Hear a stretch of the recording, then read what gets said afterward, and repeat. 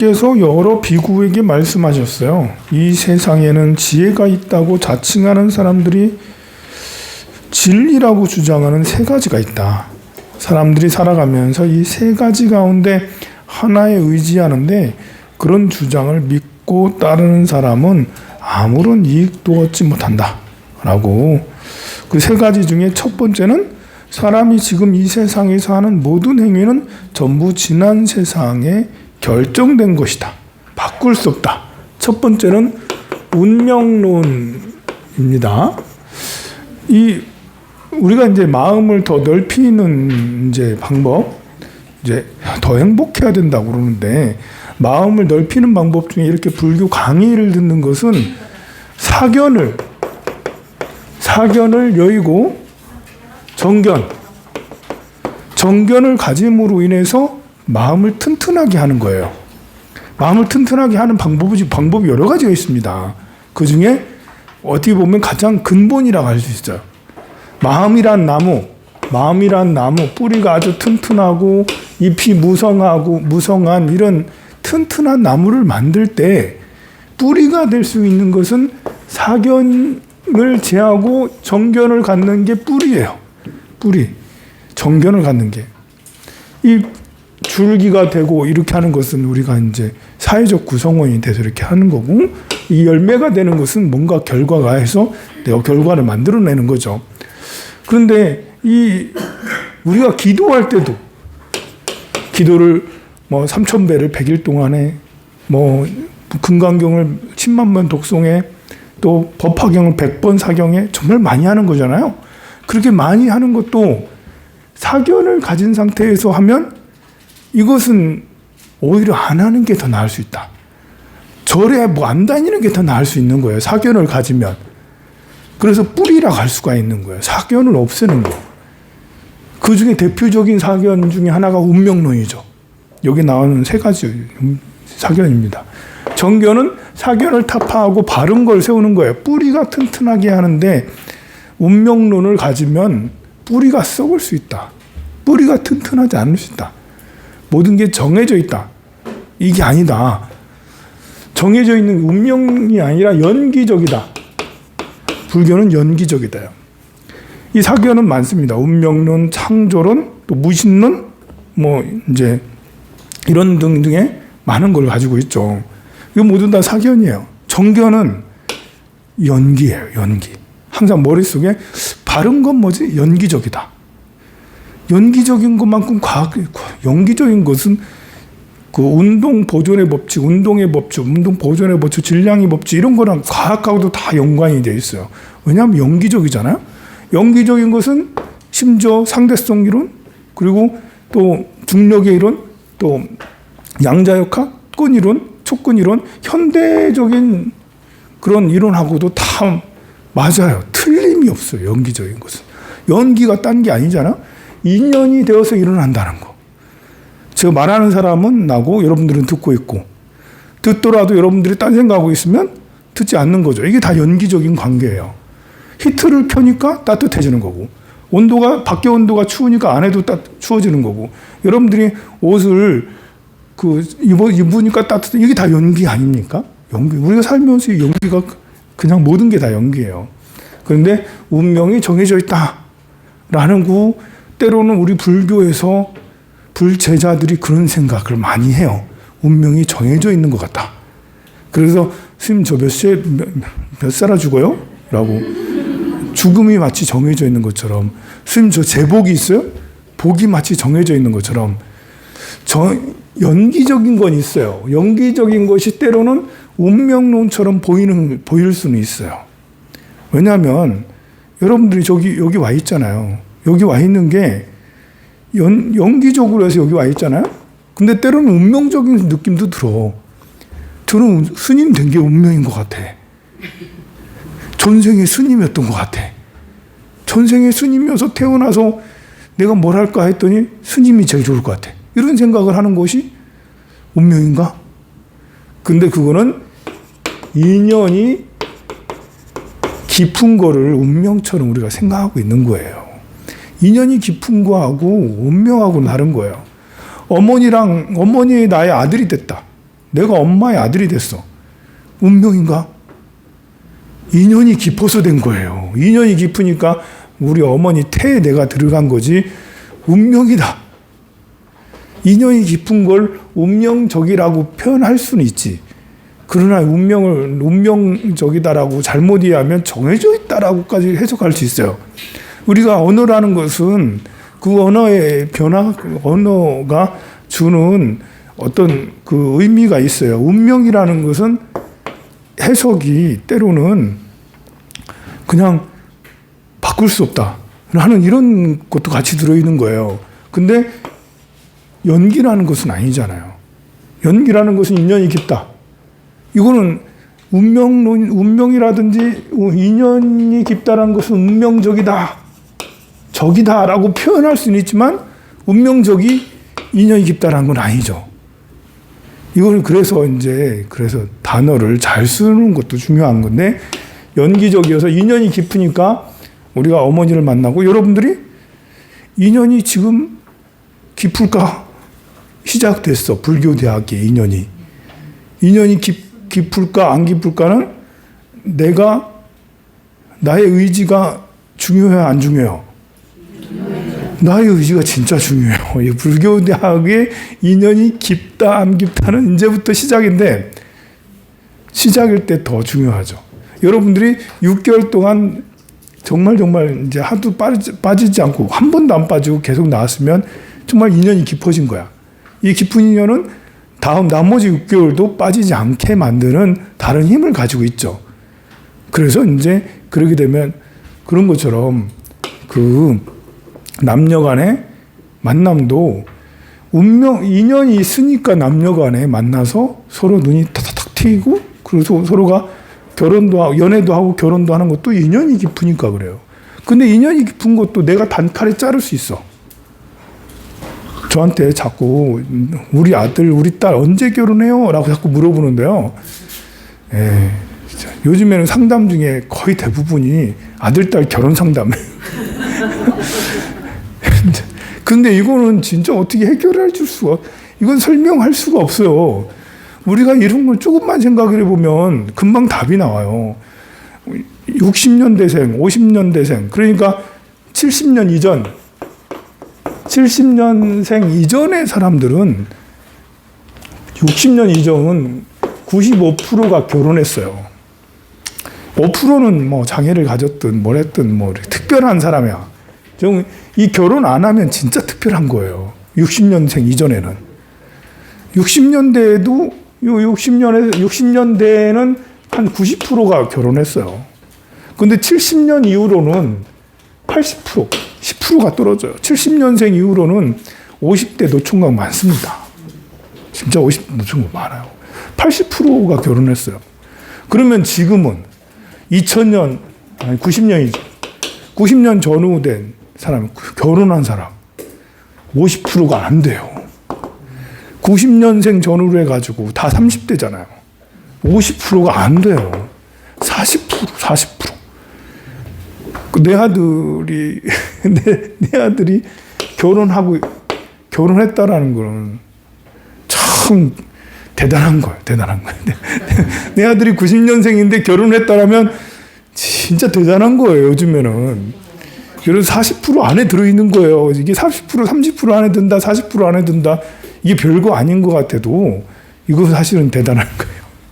그래서 대부분의 이제 90년생 전후는 결혼을 안 하고 있는 이런 현실, 이 안 하는 이유도 여러 가지가 있는데 그걸 생각을 해보면 내 아들이 여기에는 요럴 때 결혼한 사람들은 내 아들 반드시 결혼했으면 좋겠다라는 이유가 내 딸이 외롭지 않았으면 좋겠다라는 거예요.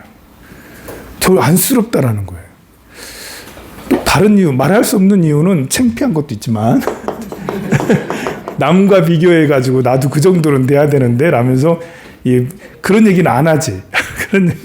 우리 아들 아직도 결혼 안 하고 있어 라면서 그런 말을 사람들에게 하기가 좀 그래. 그래가지고 내가 좀 내세워야 되는데 우리 아들도 이미 결혼했어 라고 이렇게 하고 싶은데 그걸 못하니까 미치겠다는 거지.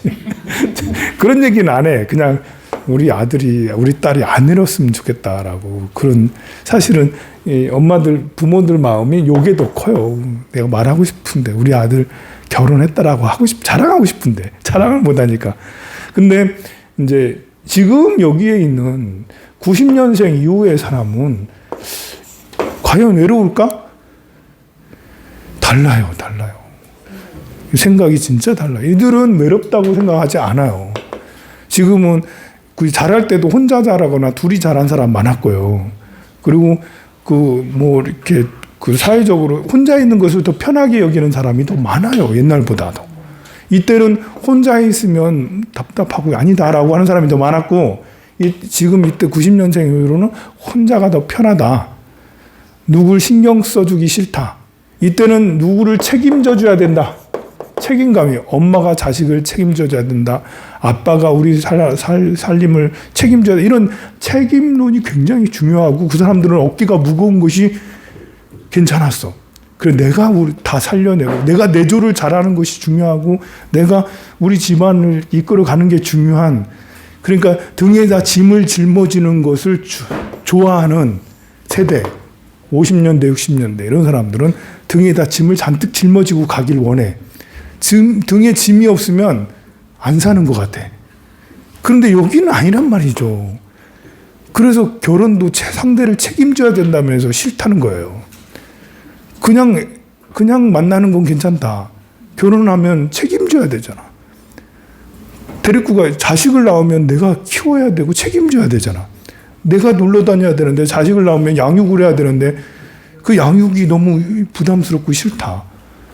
여기서는 그냥 애 낳아서 키우는 게 재밌어. 근데 여기서는 애 낳아 키우는 게 엄마가 안 도와주면 싫어. 할머니가 가가지고 도와줘야지 겨우 낳겠다라고 얘기해요. 안 도와주면 저 못하는데요. 못 낳는데요. 가족 계획을 아예 안 세우죠. 그만큼 많이 달라져. 그래서 이렇게 변하는 거잖아요. 그래서 운명이 정해져 있다. 운명이 정해져 있다라는 것들은 불교적 연기론을 생각을 하면 금방 이제 바뀔 수 있죠. 그래서 지금 내가 우울증에 걸렸어요? 라는 것들도 운명론에 빠지면 자기가 병든 것이 운명이니까, 그래 운명이니까 받아들여야지. 아픈 상태로 몸이 아픈 상태로, 마음이 아픈 상태로 있는 거예요. 그냥 별로 노력하지 않아요. 운명이잖아. 예. 남녀가 서로 원수 같아. 그래 서로 부부가 서로 살았는데 맨날 싸워. 전생에 원수였어. 그래 받아. 운명이야. 원수를 만난 게 운명. 내 운명을 탓해야지 어떻게. 이렇게 생각하는 거 모두 다 운명론이죠. 연기적으로 생각하면 이 과거의 인연이 연이어서 오기 때문에 이 방향성이 있어요. 그래 관성의 법칙이 적용이 되죠. 전생부터 이생까지 온 방향성이 있죠. 방향성이 있기 때문에 그걸 가지고 우리는 복이라고 얘기도 하고 지혜라고도 얘기를 하죠. 그 방향성이 있어요. 근데 현재 운전자는 나 자신이라고. 내가 전생에 인연이 있어서 그 남자를 만났어. 인연이 깊으니까 남자를 만났다고. 그 남자를. 다른 남자도 아니고 그 남자를 만났어. 그런데 이제 그 이후로 끌고 가는 건 나한테 사실은 달려있죠. 그 전생에 정말 원남을 만났어. 원수 같은 남자를 만났어. 진짜. 그래서 만날 때마다 계속 싸워. 그런데 헤어지지가 잘 않아. 자꾸 생각이 나. 야, 운명인가? 이렇게 생각할 수도 있지만 요즘의 젊은이들은 운명보다는 자기 기분을 더 중시 여기죠. 그래서 요즘 젊은이들은 잘 끊어. 아니면 헤어져. 옛날에 자식까지 나오면 진짜 옛날에는 맞으면서도 그냥 평생 사는 거죠. 그래서 지금의 젊은이들은 이 운명적인 인연관계가 많이 끊어지긴 했어요. 그리고 우리 불교적으로 연기적으로 생각하면 나한테 달렸다. 비록 원남을 만났어도 오늘 안 싸울 수 있다. 그건 나에게 달렸다. 그래서 이 연기적으로 생각하면 더 지혜를 갈구하게 돼요. 어떻게 하면 오늘은 안 싸울까? 어떻게 하면 우리 오늘은 더 사랑스러울까? 어떻게 하면 우리 오늘 더 행복할까? 연기적으로 하면 내가 중요하니까 내가 하는 말하고 행동하는 거에 따라서 상대가 달라진다는 것을 금방 알아요. 과거에 아무리 원남이라 하더라도 현재 내가 요리를 할 수 있다. 아니, 요리 재료가 별로 좋지 않아도 재료가 별로 안 좋아도 기술이 좋으면 맛있게 만들 수 있잖아. 우리 황룡사의 재료 별로 안 좋아요. 그 시장에서 A급이 아니라고 더 팔기가 어려우면 우리 황룡사에 가져가세요 해서 가져와요. 못 먹는 건 아니에요. 그렇잖아요. 상품 가치가 떨어지는 거 버리느니 절에 준다 이런 거 있잖아요. 그거 갖고 와요. 못 먹는 건 아니잖아 그게. 옛날엔 다 먹었던 거야. 그렇지만 그걸로 요리를 착착착 해내니까 맛있어요. 진짜 맛있습니다. 그게 더 맛있을 수도 있어.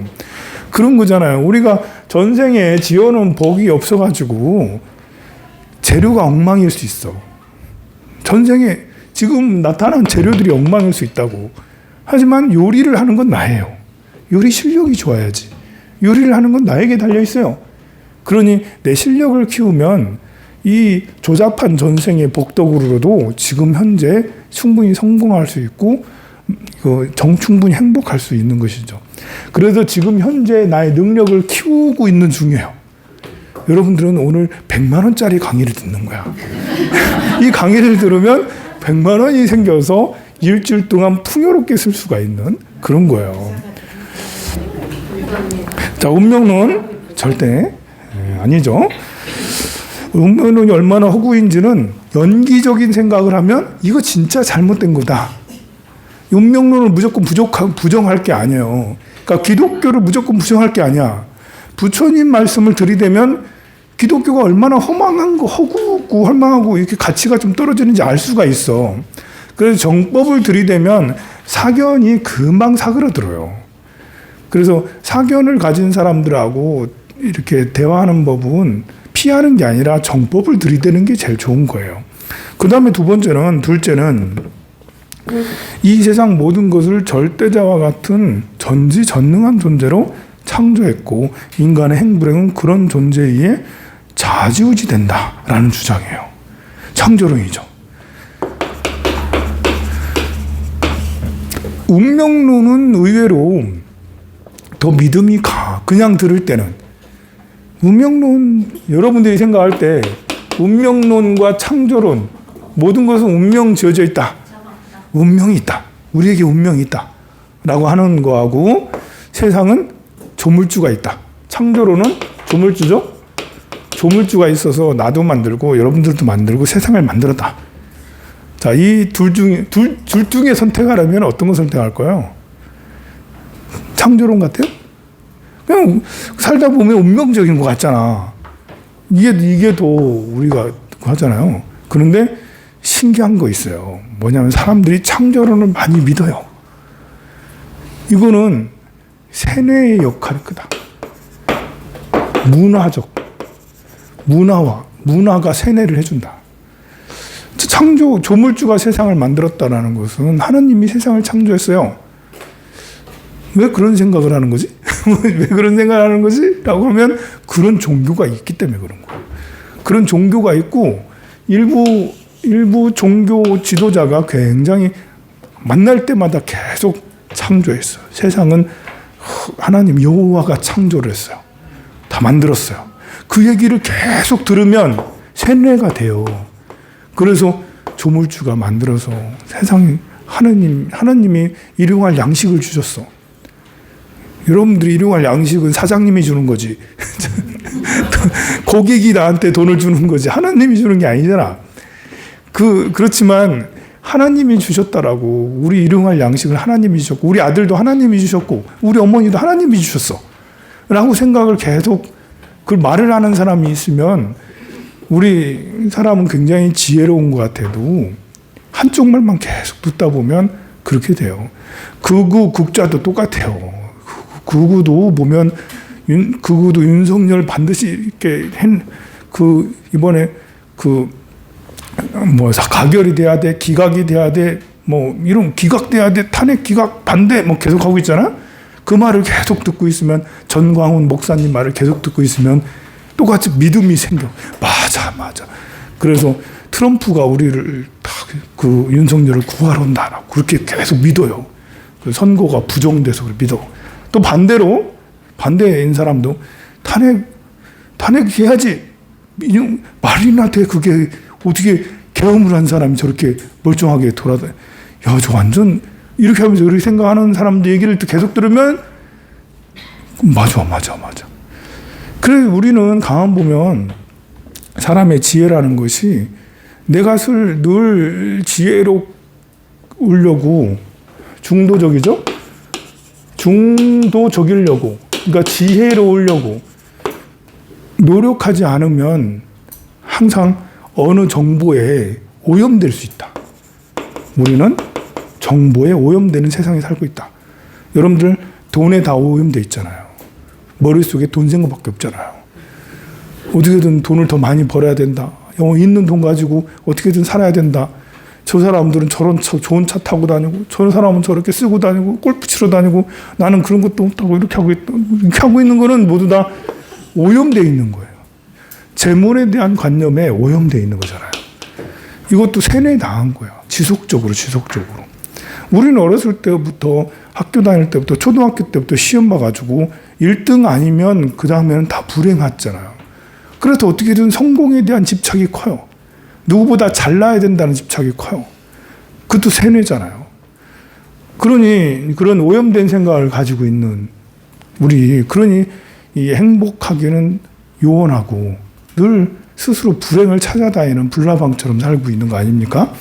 그래서 그래 보면 창조론, 어떻게 이런 논법이 생겼는지는 모르겠지만 우리가 인간이 약하니까, 자연에 너무 약하잖아요. 그래서 바람 세게 불거나 비가 많이 오거나 너무 춥거나 뭐 이렇게 지진이 일어나거나 어떻게 할 수가 없으니까 절대적인 존재가 있을 거다라고 그렇게 시작된 것이 지금은 무럭무럭 자라나가지고 많은 사람들이 이렇게 생각을 하고 있고, 그리고 이것을 역시나 계속해서 강조하는 사람이 있으니 그렇게 하고 있어요. 절에 오면 연기론을 얘기를 하죠.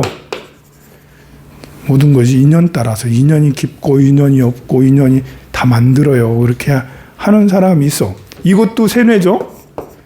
그러나 이 창조론의 세뇌하고 연기론의 세뇌는, 연기는 연기론적으로 생각을 하면 세상을 제대로 바라보는 정견의 힘이 더 강해서 내가 스스로 설 수 있어요. 홀로서기가 가능해요.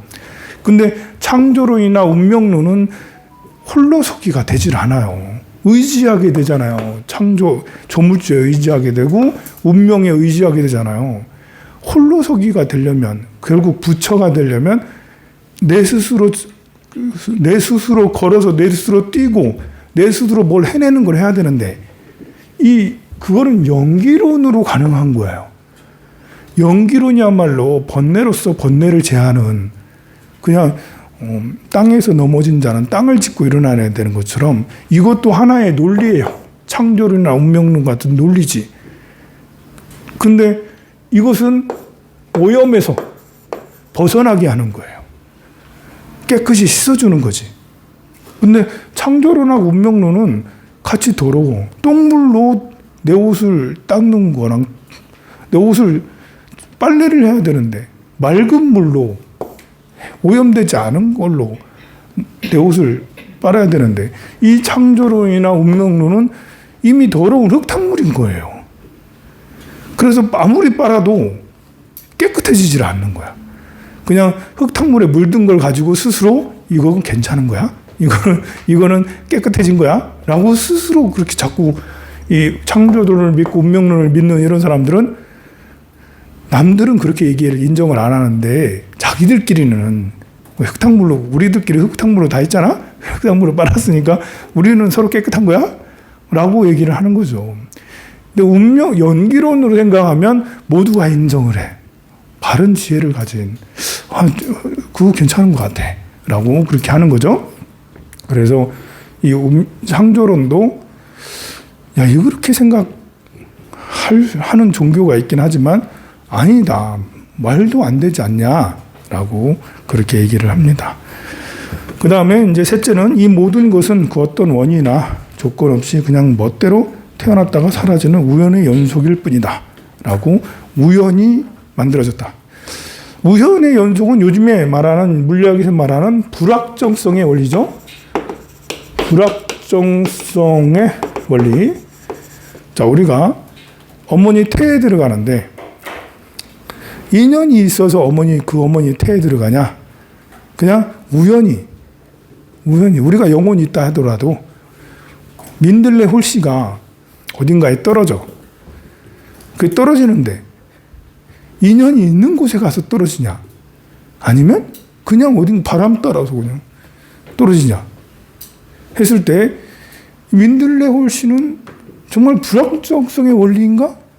야, 이것을 인연이 있어서, 바람의 인연이니까 바람이나 물에 어떤 사람이 또 할 수도 있고 그렇게 해서 인연이라고 표현할 수도 있지만 불확정성의 원리가 더 타당한 게 아닌가? 이제 인연이라 할 수도 있지만 그 민들레 홀씨가 어디에 떨어지는 것은 정말 따로 정해진 게 아니고 그때 상황에 따라서 딱 되는 거다. 내가 죽었어. 누구 태에 들어가겠지. 민들레 홀씨처럼 어디 태에 들어가. 인연이 있는 곳에 들어가는 게 아니라 불확정성의 원리처럼 이렇게 되면 복불복이야. 어디 좋은 거, 민들레 홀씨가 그렇잖아요. 기름진 데 딱 떨어지면 그냥 거기서 무럭무럭 자라 안 하고, 바위 위에 떨어지면 이거 살아야 돼, 죽어야 돼, 이러는 거고, 불 속에 떨어지면 민들레 홀씨는 그냥 불타버리는 거잖아요. 물 속에 떨어져도 역시 자랄 수가 없는 거고, 그게 20년이 있어서 그런 거예요. 불확정성의 원리는 민들레 홀씨를 생각하면 그만 알 수가 있죠. 그럼 사람도 내가 어머니를 이렇게 태어나는데 그런가? 이게 이제 과학자들이 많이 빠지는, 일반 사람들이 많이 생각하는 그런 원리 중에 하나예요. 자, 오늘 여러분들하고 인연이 있어서 만났냐라는 것은 연기적인 거고, 그냥 다 우연히 그냥 나 마음속에 그냥 불교가 공부하고 싶어서 검색했더니 황룡사가 떴고, 떠서 이렇게 보니까 여기 와서 보니까 여기 그 집도 가깝고 해서 여기 들어왔다. 불확정성의 원리로 생각할 수도 있어요. 충분히. 근데 불확정성의 원리로 생각을 모든 것이 가능해요. 이게 내가 몇 살에 죽는 것도, 사고가 나고 하는 것도, 누군 부자 되고 누구 가난하고 이런 것들도 복불복이지, 불확정성의 원리. 그런데 별 도움이 되질 않는다. 마음을 넓혀서 깨달음을 이루고 또 나를 정말 성장시키고 이렇게 하는 것은 인연법을 믿는 것이 훨씬 그 자기를 더 성장하고 노력하고 남들을 돕고, 불확정성에 올리면 내가 봉사를 왜 하나? 봉사 왜 하는데? 내가 여러분들을 돕는 걸 왜 하는데? 내가 밥을 왜 사도 여러분들한테? 그래서 불확정성의 원리는 너무 세속적이고 너무 이기적이다. 이렇게 살아도 돼요. 뭐라 안 해. 근데 이제 우리는 인연법을 생각을 하고 생사를 해탈하려고 하고 지혜를 이루려고 하잖아요. 우리가 이제 이런 자세로 오래 공부하면 여러분들 옆에 하는 사람 허리 아프고 목이 아프고 그래. 그래서 오늘까지만 이래야 돼요. 그러려면 이제 조를 나눠야 되고, 그러려면 조 나누는 것뿐만 아니라 조원들이 누군지도 알아야 되고, 그리고 회장, 부회장, 총무, 조장 이런 것들도 있어야 돼요. 이런 것이라니까 좀 그렇네. 회장, 부회장 누님도 모셔야 돼요. 그래서 여러분들 이렇게 요게 조죠 지금? 일단 조장들을 서로 통성명도 하고 이제 자기소개도 잠깐씩 할게요. 이름하고 본명하고 왜 왔는지 세 가지만 딱 얘기해 주세요. 자기소개도 할 때, 자기소개 먼저 할게요. 자기소개 할 테니까. 너무 길게 하면 시간이 너무 많이 지나가니까요. 짧게 할게요. 그냥 얼굴 보고 나는 누구예요라고만 잠깐 하는데 여기 1, 2, 3조 하니까 1조 먼저 맨 앞에 보살님 먼저 자기소개를 하세요. 그리고 돌아가면서 이렇게 하고. 나원입니다. 서민주입니다. 네? 아니 짧게 하라니까 너무 짧게. 다른 말씀도. 13일에 야간에 졸업을 했는데요. 다시 하겠습니다. 배우를 잘 갔어. 다시 하겠습니다. 네, 그 옆에 보살. 이렇게. 반갑습니다. 저는 통기교대학 졸업을 했고요. 공부를 다시 배워가지고 더 열심히 살아보려고 반갑습니다.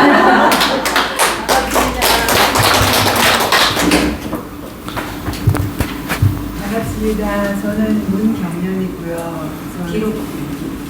올해는 가끔씩 가가지고 여기처럼 이렇게 열심히 볼 일이 없었어요. 지금 새벽 기도에 열심히 올라가 이때까지 가지고 여기 인연이 있어서 올라가기 불교대학에도 등록을 하게 됐습니다.